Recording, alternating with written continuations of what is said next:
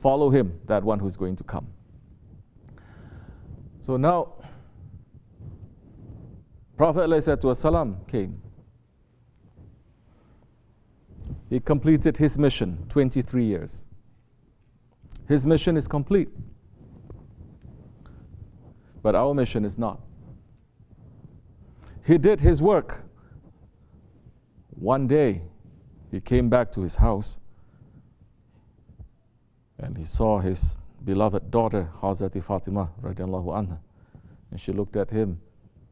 She felt so sad and pity for the father. He was getting old. He was very exhausted. There was dust everywhere.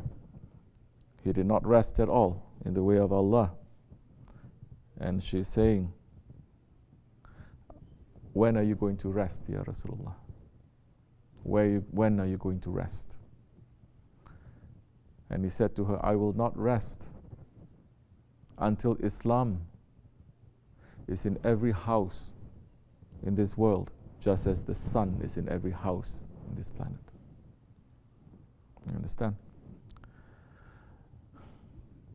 And the Holy Prophet ﷺ is saying to his companions, this is what's going to happen after I pass. He did, he knew. This is what's going to happen. In this age, this is what's going to happen. In this age, this is what's going to happen. In the Akhir Zaman, this is what's going to happen. There's no mystery to that, but this knowledge, it is locked up also to those who can carry it. He spoke to the Sahabis one day. After Fajr, he spoke and he spoke and he spoke until Zuhur. They prayed Zuhur and he spoke. He gave sohbats like this until Asr. They spoke until Maghrib. And that Sahabi said, the group of us that were there is a group.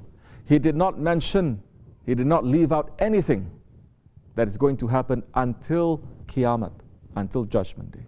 He opened to all of us. Those who remember, they remember. Those who forgot, they forgot. So Muslims had a guide.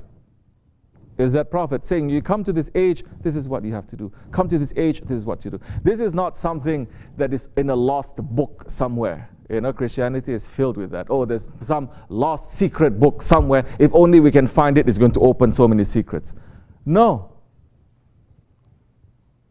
The book came from the Prophet. The Prophet did not come from the book. You understand? Quran-i-Karim did not come as a book. The Prophet's words, this is Kalimullah, of course, but it is Allah's words, but it is from his mouth. It is Allah's words, but it is from his mouth. He did not come with a mushaf to open it up and to read. He spoke like this. In fact, the first person to compile it was Hazrat Abu Bakr Siddiq. When during the war and the Sahaba Kiram, when they involved in that civil war and so many Hufaz, they passed. Hafiz, those who memorized the Quran, they passed. So there was a need during Hazrat Osman's time to record it. And that, just the idea of recording it, so many Sahabis says we cannot do this because Prophet did not do this. How careful they were. Now, people take the Quran and put it on the floor. They put their feet over it in front of they're sitting like this. It is forbidden, all of these actions. But they were so careful. So, the Quran-i-Karim coming from the Prophet ﷺ, from Allah subhanahu wa ta'ala, of course. So there is no secret somewhere, lost book somewhere that we find is going to complete our religion because Allah says, today I've completed your religion. We're not other religions that one day we have 50 books in our Bible. Bible just means collection. Isa alayhi salam did not say, I come to teach you the Bible. He lost all traditions. He's saying Injil, Evangel, the good news. You don't even know this. You know this? Evangel? Not quite. Okay. Let me teach you a little something. To give the good news. That's why Injil, coming from that word. Evangel, meaning good news. He did not come with a book too. He spoke. Every prophet, they spoke. The pages came later. You understand? And the Prophet says, this is what you're going to do. And the Prophet ﷺ said, in the Akhir Zaman, in the end of times, this is what's going to happen. Everything that he mentioned has happened. More things are going to happen.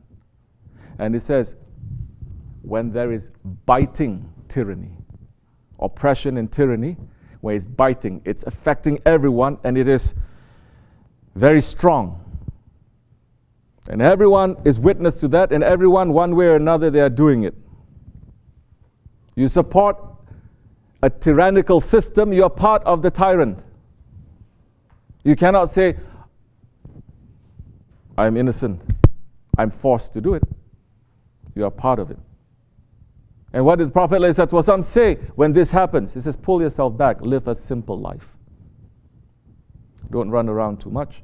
Don't try to get so much knowledge here and there, because there's confusion going to be everywhere. You don't believe me? Open the internet, you see confusion everywhere. But a simple thing.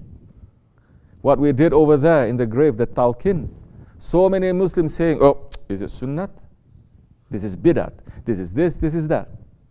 Huh? So, in the Akhir Zaman, he's going to say, when all these things are happening, sit and wait for my grandson, Hazrat Mahdi alayhi salam. Mahdi comes from the word what? We're not scholars here. I mean, we know, but we're not calling ourselves scholars. The one who gives guidance, the guide. Correct or no? One of the meanings, that guide. It is one of the descendants of the Holy Prophet ﷺ, coming in the end of times, and he is going to come and he's going to correct this imbalance that is happening right now. Where you see there is complete oppression and tyranny that is happening, and 2 billion Muslims were helpless to do nothing. Just last week, so filled with images everywhere, Rohingya, Rohingya, Rohingya. This week is finished. There's another hot news. Correct? We're helpless. We're seeing that. We cannot do anything. If we feel that we must do something. They're going, no killing, no this. To where? To who? You're part of the system. The leaders, they are together with that. So now Hazrat Mahdi alayhi salam, he is going to come to correct that imbalance. He's going to come to stop all this tyranny and oppression that is happening. He's going to come not to bring new rules, not to bring new laws or new shariat. He's going to come to bring the shariat of the Holy Prophet ﷺ. He's going to revive the religion.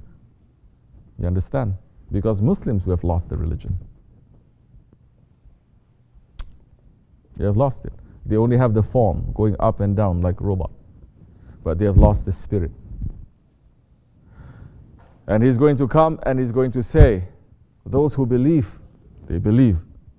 No more Jew, Christian or Muslim now. Labels, they don't mean too much now. I just said, there are so many unbelievers that we're saying they're unbelievers. They're not Muslims, they're non-Muslims. They show more respect and love. They don't understand, but they don't attack. They say, let me sit here. Why not? I feel peace with these people. You know what? Even if they do one wrong thing, I see so many hundreds of good things. How can I say? Hazrat Ali Karamallahu Wajah is saying, the one who teaches you one word, you're a slave for him for 40 years. The one who brings you one glass of water, you are his servant. Muslims lost that. It used to be. We don't know too much fiqh, we don't know too much Quran maybe, we don't know, but we have the spirit. Okay, this one is saying something, but I'm in his house. He just served me food with everything. Let me not say anything. Oh, but the Muslims now, they become more ego, more shaitanic. You understand? Completely lost. And Allah is not liking it. Prophet is not liking it. And that time, Hazrat Mahdi alayhi salam is going to look to see who believes in right and wrong. So many, they don't believe in right and wrong. They say there is no right and there is no wrong. Everything is the same. Don't judge, brother. Look in the internet. Every time they say, women's, they put a hijab, and then they post themselves pictures on the internet to show. Then why you put on the hijab? You put on the hijab so that you're pulling yourself out from the world. You are hiding yourself from the world. Because your beauty is not for the eyes, the nazar of the world. You think you're better than the wives and the mother and the daughter of the Holy Prophet ﷺ? Okay, they're putting it. Okay, fine. Anyway, we don't go around saying, don't do this, don't do this. This is for us. You take it, you take it. You don't take it, you don't take it. Then they take off. And they make it public. Then their friends say, MashaAllah, you have beautiful hair, sister. MashaAllah, way to go, sister. This is also Islam. Somebody say, you know, you shouldn't be doing that. Everybody jumps and attacks now, saying, don't judge. You're being Wahhabi. Look, Christians are looking at us. We should be accepting everything. Not only common people, scholars are now saying there's no right and there's no wrong. Everything is okay. You accept everything. Weakness is coming. Am I saying to any one of you, we're going to hate the Jews or the Christians or even to these Muslims? No. There's no hatred there. There is something that is right, we say it is right. There's something that is wrong, we're going to say it is wrong. That's all. This is what the Amr bil Ma'ruf, Nahy anil Munkar is. Muslims have lost that. And the scholars are supposed to do it. They're not, they sold out. Anyway, so Mahdi alayhi salam, he's going to come. He's not a prophet. Prophethood finished with the Khatamul Anbiya, the seal of the prophets with the Holy Prophet ﷺ. Hazrat Mahdi alayhi salam is coming from his Ahlul Bayt. We don't want to talk so much about that. He's going to come and he's going to do what? He's going to cut off the neck of who? Dajjal. Who is the Dajjal? Dajjal is the Antichrist. You understand? That even the Bible talks about. Can anyone say we're not living in the time of the Antichrist? He's going to finish that and those who support. How are we preparing for that right now? Are we saying we're preparing now, we're going to run up and down the mountain sharpening our swords to cut off? No. We're going to learn how to shoot? No. Preparing for that is understanding what Dajjal is, because you cannot defeat Dajjal with those things anyway. First, you have to understand what is Dajjal, what is the system of this Antichrist, what is his tyranny, what is his oppression. Then you stay away from it. You live simple, you live clean. Then you work on yourself, your ego and your nafs. That's the time when you get enough ammunition now. You understand? Because Mahdi alayhi salam, he is a great wali that is going to come. At that time, he is the greatest wali, greatest friend of Allah. And those who are going to be in his army, they are also the friends of Allah. With the zikr, with living correctly, being obedient to Allah subhanahu wa ta'ala, you will collect more light. Because that is that army that is going to rely only on karamat, miracles. It's not going to be something that is physical. Physical, the unbelievers, they've got it down 50 years ago. You think we stand a chance in anything? Bomb falls, they're saying, we have to do this, we have to make bunkers and everything. They've already built cities 50 years ago in mountains. That they say if something happens, we already know who we're going to pick. And you know what? It's not us. It's not us. How is that protection going to come to us now? Because we say Allah is greater than all of that. Where there is nur, the nar, they cannot enter. Where there is light, the fire cannot enter. You understand? Light dispels the fire. So we are here to build the light in ourselves. That time maybe you're in the middle of the fire, but the fire is not going to touch you. Just like Hazrat Ibrahim alayhi salam, when he was thrown into the fire, and that fire became a rose garden for him. This is real. So Mahdi alayhi salam, he is not a prophet. He's a friend of Allah. He's not claiming to be Christ or the Mashiach. No, he's not. You understand? And he's going to come later. Isa alayhi salam is going to come. And it is in reality Isa alayhi salam with a sword from paradise that he is the one who is going to destroy Dajjal. Only him. He's going to come down on the shoulders of two angels in the white masjid in Damascus. That's why a lot of eyes are on it now. You understand? They know too. And he's going to finish. That time, he's going to pass all that Khilafat to Hazrat Isa alayhi salam. But Isa alayhi salam is not going to come as a prophet too. Prophethood is finished. He's coming as a friend of Allah, as a saint, as a wali. He's not coming to bring something new to. He's coming to say, those ones that were lost from his own people and from the rest who are saying that they love him so much that they're saying he's the son of Allah, astaghfirullah, he's going to call them. You understand? And he's going to protect those ones who are going to follow him and the Shariat of the Holy Prophet. Tamam? You understand? This is what it is. So, those ones who came, they're not going to do anything different. Those ones who's coming, they're not going to do anything different too. They're going to continue. This is what we're trying to do, to be simple. This is what driving so many parents crazy, because their kids are not out there partying, drinking, drugs and women. They're not doing that. They're here and they're sitting and they're making the zikr of Allah. They're praying 5 times a day. They're stopping even to look at women.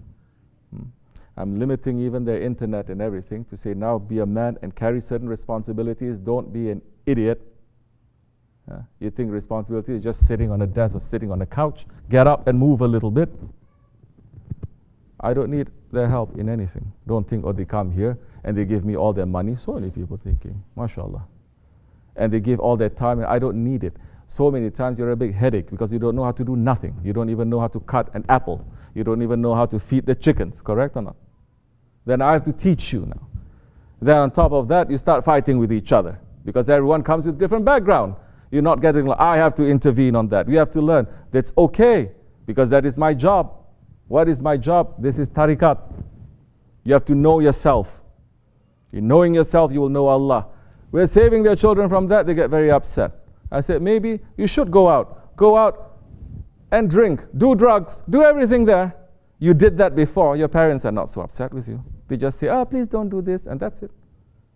But they come here, so much passion they have if their children are here, thinking that we're leading them to shaitan, leading them to Jahannam. Have they seen me? No. Have they come here one time? No. Then, if you have questions, I understand the fear. I understand it. Or thinking this is a terrorist camp. Brett, we have emus. Emus. We have. And peacocks. What, you think they are putting bombs now? Huh? Maybe they hear emu drumming today. They think that is a bomb coming. I have one broken person where, look at Tamim.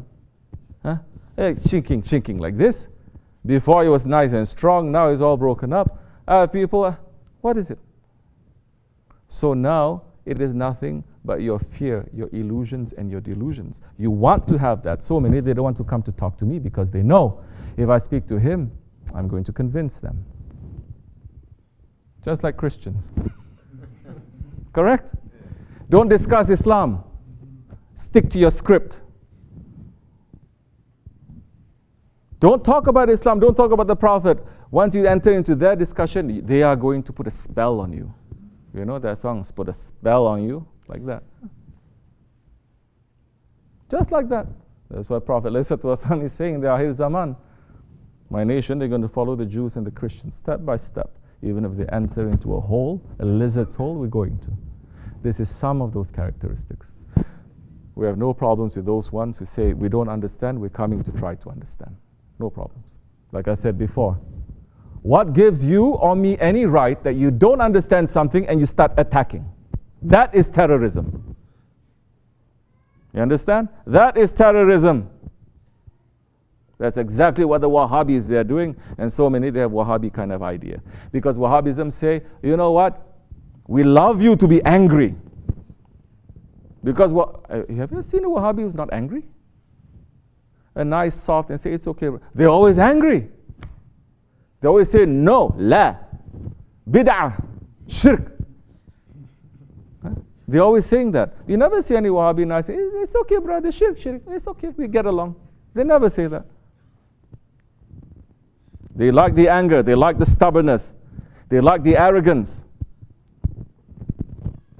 What else did I miss? They like that. No, those 4 characteristics we inherit from shaitan. This is what in real Islam, in tasawwuf, in tariqat, we get rid of it. Yes, you come here with your arrogance. You're praying 5 times a day. No, not good enough. Get rid of your arrogance. I don't care who you are. You're close to me or you're far away from me. You're 7 years old, you're 70 years old. Especially if you are a murid. You're not a murid, I understand. I cannot say anything to you. I shouldn't say anything to you. But if you're a murid now, you say, I have a teacher. That teacher has the right to teach you. It's common sense, correct? You don't want the teacher to teach you, leave the classroom, that's it. We're not forcing anyone. We're not saying, oh, if you leave, I'm going to put a curse on you.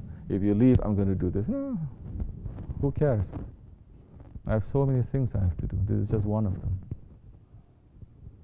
So, sometimes people are thinking like this, hearing me speak like this, they say, well, it sounds too good to be true. There must be something behind that. It's okay, doesn't matter. We are not perfect. We are very weak, you and me. We do so many wrong things, but we are following those good ones. And we're asking Allah to cover us, dunya and akhirat, from all the wrong things that we have done. Not to expose any of our wrong actions in this world or in the next, inshallah, and to keep our iman, inshallah. Rahman. Wa min Allahu tawfiq al-Fatiha.